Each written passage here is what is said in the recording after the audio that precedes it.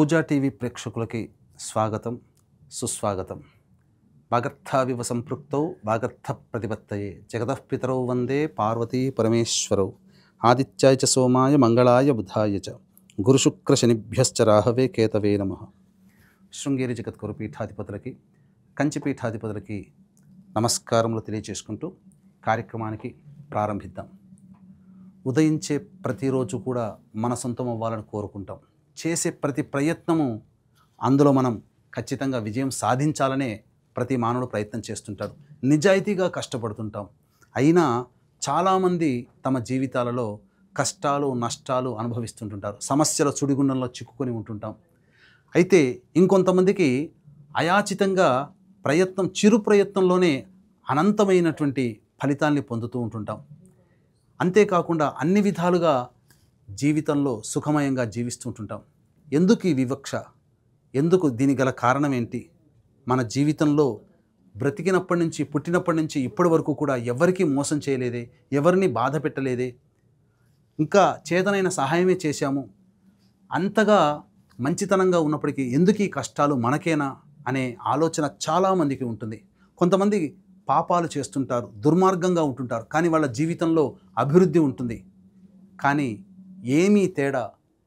దీనికి గత జన్మ కర్మదోషాలైనా, గత జన్మ పుణ్య ప్రభావమేనా, గత జన్మలో పాపకర్మలు చేశామా?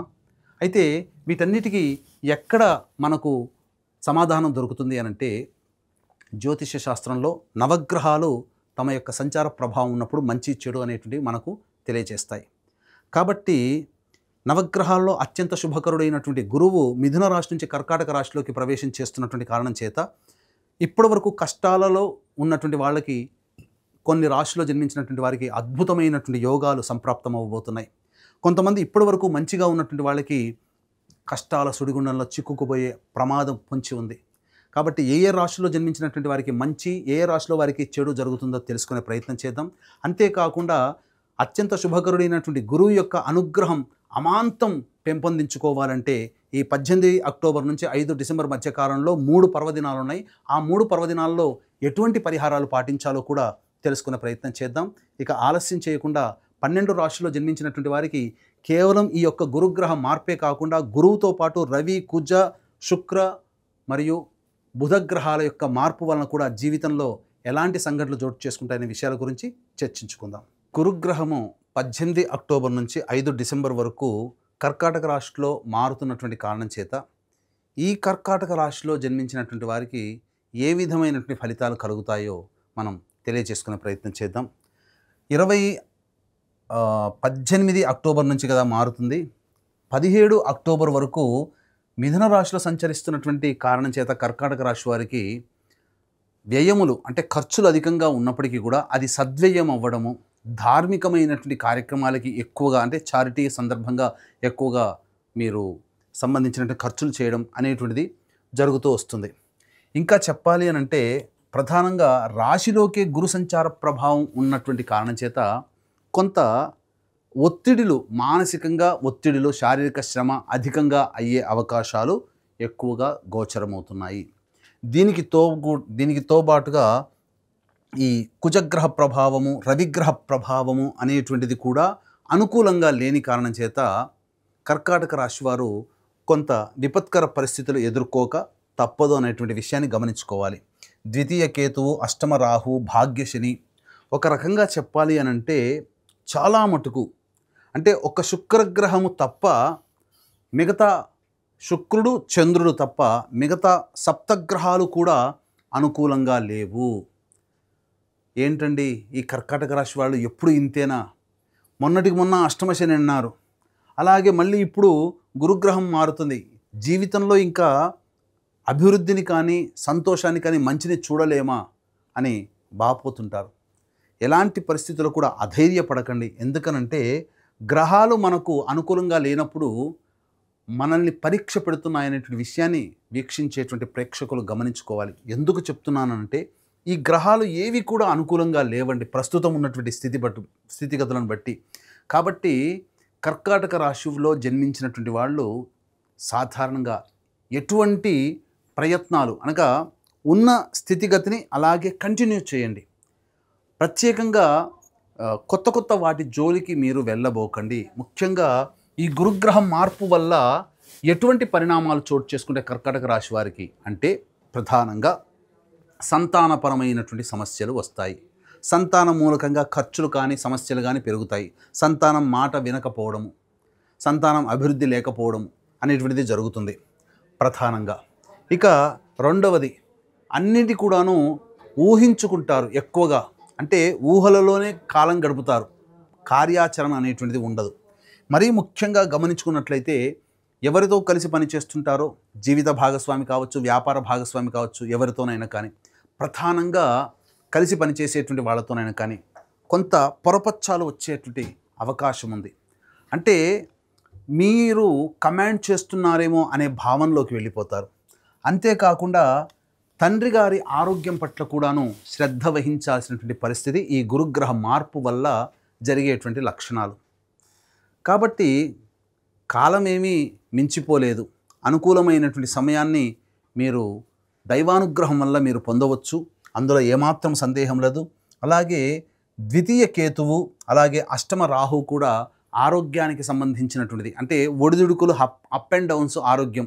ఇప్పుడే అనారోగ్య పాలైనట్టుగా అనిపిస్తుంది శరీరము, మళ్ళీ కొంత సమయానికి ఆరోగ్యం కుదుటపడుతుంది. ఇలా ఏదో ఒక తెలియని సమస్యతో ఇబ్బంది పడడం అనేటువంటిది తరచూ జరుగుతూ ఉంటుంది. దాని గురించి అధైర్యపడాల్సినటువంటి పని లేదు.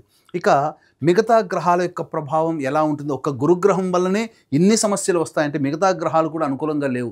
చెప్పాను కదా ఇంతకుముందే 7 గ్రహాలు అనుకూలంగా లేవని. కాబట్టి కుజుడు 27 అక్టోబర్ వరకు అర్ధాష్టమ కుజ ప్రభావం. ఇది సాధారణంగా ఈ అక్టోబర్ మంత్ నుంచే మీరు దీనికి సంబంధించిన సమస్యలు ఎదుర్కొంటూ ఉండాలి కర్కాటక రాశిలో జన్మించినటువంటి వారు. కాబట్టి ఈ అర్ధాష్టమ కుజ ప్రభావం వలన వాహనాన్ని నడిపేటప్పుడు జాగ్రత్తలు పడాలి. అలాగే తల్లిగారి ఆరోగ్యం పట్ల శ్రద్ధ వహించాలి. గృహంలో మనశ్శాంతి అనేటువంటిది కరువైపోతుంది.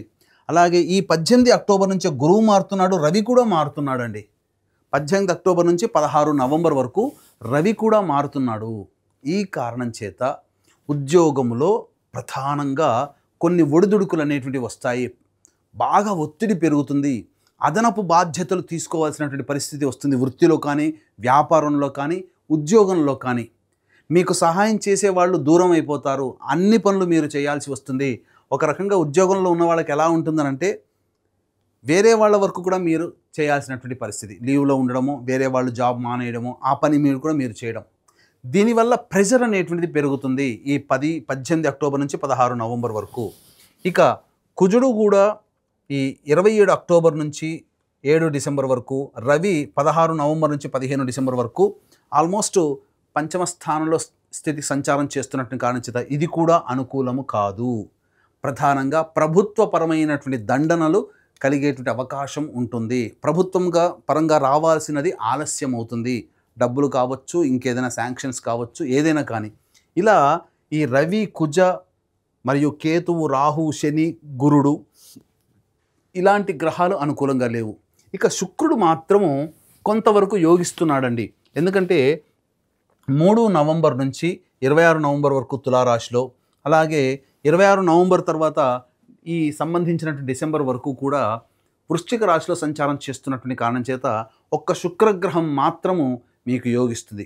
కాబట్టి ఈ గురుగ్రహము సంచారము అనుకూలంగా లేదు, మిగతా గ్రహాలు కూడా అనుకూలంగా లేని కారణం చేత ఈ కర్కాటక రాశిలో జన్మించినటువంటి వాళ్ళు చిన్న చిన్న పరిహారాలు చేసుకుంటే చాలండి.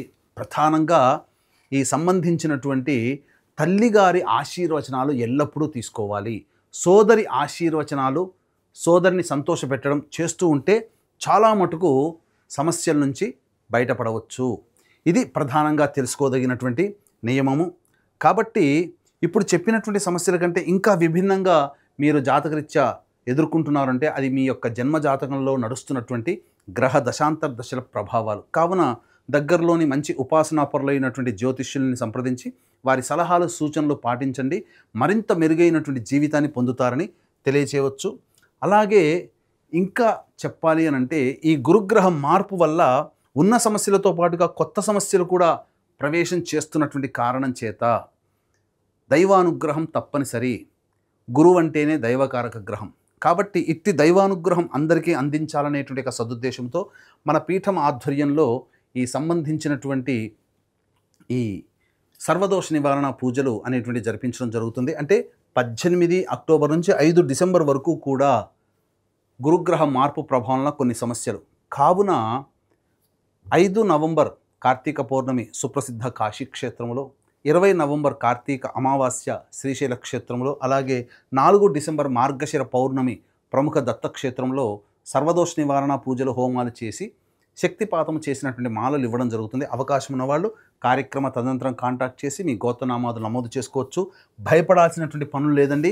ఉద్యోగంలో ఉన్నవాళ్ళు కూడా, అలాగే నిరుద్యోగస్తులు కూడా జాతకరీత్యా మీరు సాధారణంగా వృత్తి విస్తరణ కానీ వ్యాపార విస్తరణ కానీ చేయకుండా ఉండడమే మేలనేటువంటి విషయాన్ని గమనించుకోవాలి. ముఖ్యంగా విద్యార్థులకి కాస్త గడ్డు కాలం అనే చెప్పవచ్చు. విద్యార్థులు వేచి చూడాల్సినటువంటి పరిస్థితి. కావున జాతకరీత్యా మీరు జ్ఞాపక శక్తిని కోల్పోతారు. ఎంత ఎఫర్ట్ పెడతారో అంత మీరు కొంత నష్టపోయే అవకాశం ఉంటుంది. విదేశీయానం, విదేశీ విద్యకు సంబంధించే ప్రయత్నాలు కొంత ఇబ్బందికరంగా మారుతాయి. కాబట్టి ఏదేమైనప్పటికీ కూడా కొత్త వాటికి మీరు వెళ్లకుండా ఉండడమే మేలు అనేటువంటి విషయాన్ని వీక్షించేటువంటి ప్రేక్షకులు గమనించాలి. సర్వం శ్రీ ఉమామహేశ్వర పరబ్రహ్మార్పణమస్తు.